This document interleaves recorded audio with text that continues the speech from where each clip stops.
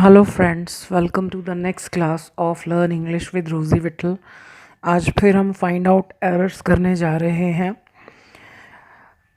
कुछ एरर्स आपको लगेगा कि दो तीन वीडियोस में रिपीट हो रही हैं, उनको रिपीट करना ज़रूरी है क्योंकि वो एरर्स मैंने देखा है कि बार बार होती हैं, इसलिए उनकी प्रैक्टिस की ज़रूरत है। Even the money can not let us by the happiness. Even mostly उस नाउन के साथ आता है, वहाँ आता है, नाउन के साथ भी आ सकता है, वर्ब के साथ भी, जहाँ कुछ उल्टा हो रहा है, जहाँ कुछ अनएक्सपेक्टेड हो रहा है। अब हम पैसे से उम्मीद करते हैं कि पैसा तो सब कुछ खरीद सकता है, लेकिन खुशी को पैसा भी नहीं खरीद सकता है। सो इवन द मनी का मतलब है हमें पता है हम कौन से पैसे की बात करें, हम तो जनरल बात करें, तो यहाँ पर द नहीं आना चाहिए। Even money can not let us buy, यहाँ पर भी दा नहीं आना चाहिए।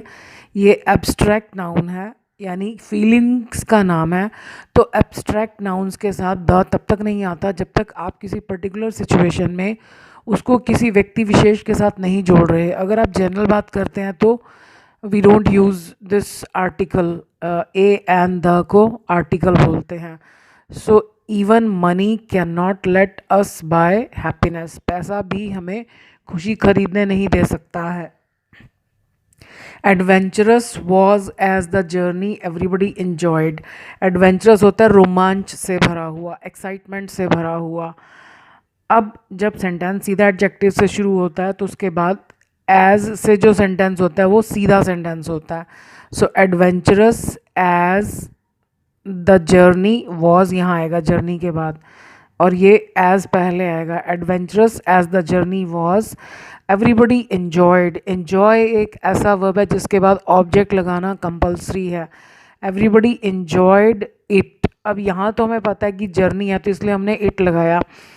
कई बार हम सिर्फ इतना ही कह देते हैं मुझे बहुत मज़ा आया, मतलब जैसे हम किसी पार्टी में गए तो मुझे बहुत मज़ा आया, तो आई इन्जॉयड, या तो हम लिखेंगे द पार्टी, और अगर हम मान लिया पार्टी नहीं लिखना चाहते सॉरी, हम सिर्फ इतना लिखना चाहते हैं कि मुझे बहुत मज़ा आया, तो आई इन्जॉयड माई सेल्फ, मतलब रिफ्लेक्सिव प्रोनाउन, ही इन्जॉयड हिमसेल्फ, ये फिक्स्ड है। आप आई के साथ योर सेल्फ, हर सेल्फ नहीं लिख सकते। आई के साथ माई सेल्फ, ही के साथ हिमसेल्फ, यू के साथ your self. Grief will not let them become normal for many days. दुख जो है वो उनको अलाउ नहीं करेगा, क्या, बिकम नॉर्मल, नॉर्मल बनना, फॉर मैनी डेज, बहुत सारे दिन तक वो उनको नॉर्मल नहीं बनने देगा। अभी मैंने आपको ऊपर बताया कि एब्स्ट्रैक्ट नाउन जब जनरल बात हो रही है तो द नहीं आता, लेकिन यहाँ पर जनरल बात नहीं हो रही। हम ये नहीं कह रहे कि ग्रीफ, दुख जो है वो व्यक्ति को नॉर्मल नहीं बनने देता है, हम तो इनकी बात कर रहे हैं। दुख को भी सहने की अपनी अपनी इंटेंसिटी होती है, अपनी अपनी कैपेसिटी होती है, सॉरी। तो कोई जल्दी उसमें से निकल आता है, कोई बहुत टाइम लगाता है, तो यहाँ पर द आएगा। The grief will not let them become normal for many days. Angry was as the principal, ये यही वाला रूल है। नाराज, प्रिंसिपल नाराज तो थे ही, तो एंग्री के बाद सीधा सेंटेंस आएगा जो कि एज से शुरू होगा। Angry as the principal was. Students drop the idea of going to his office. Students ने ड्रॉप कर दिया, छोड़ दिया आइडिया उनके ऑफिस जाने का। अब जब भी प्लूरल नाउन आएगा, अगर तो आप सारी दुनिया के स्टूडेंट्स की बात कर रहे हैं, जनरल बात कर रहे हैं, तो द नहीं आएगा, लेकिन यहाँ पर तो एक पर्टिकुलर सिचुएशन है तो यहाँ द लगाना चाहिए। The students dropped the idea of preposition है, प्रपोजिशन के बाद जब भी वर्ब आए आईएनजी आता है, इसको जेरंड बोलते हैं। Going to his office. Don't let any dog be bite the people. Don't allow, मत करने दो, किसको, एनी डॉग। अब या तो इसका मतलब होता है कि ये काम इसको करने दो या फिर होने दो।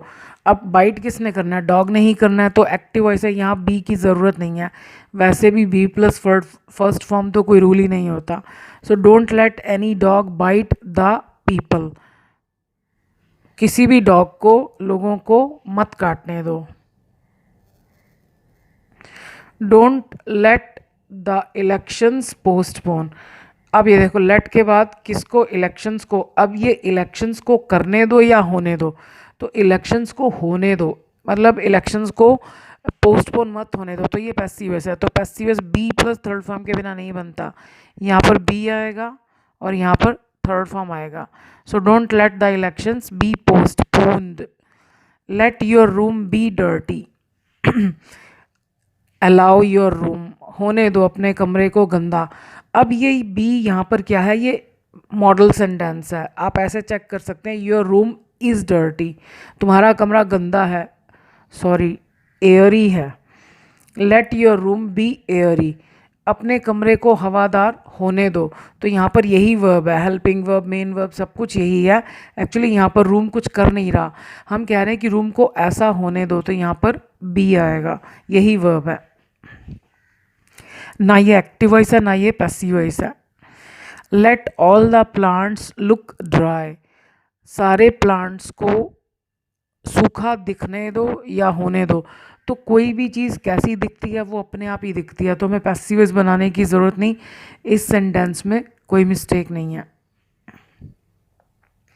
Let these pictures download, pictures को करने दो नहीं होने दो, क्योंकि पिक्चर्स थोड़ी ना डाउनलोड करेंगी।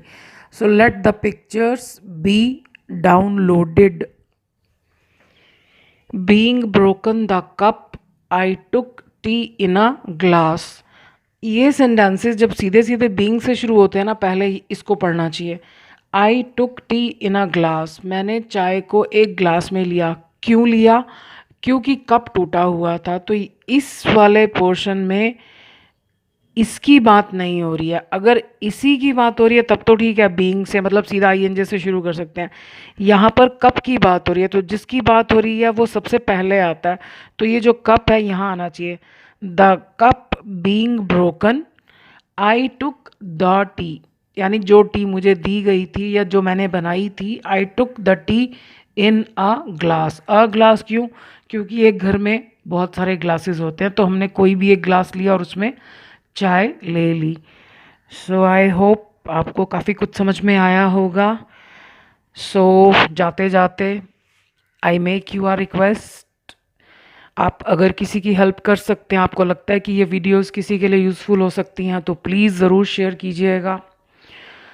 और अगर आपको अच्छी लग रही हैं तो प्लीज़ चैनल को सब्सक्राइब कीजिएगा। दिस इज़ द गुरु दक्षिणा। Thank you for watching this video.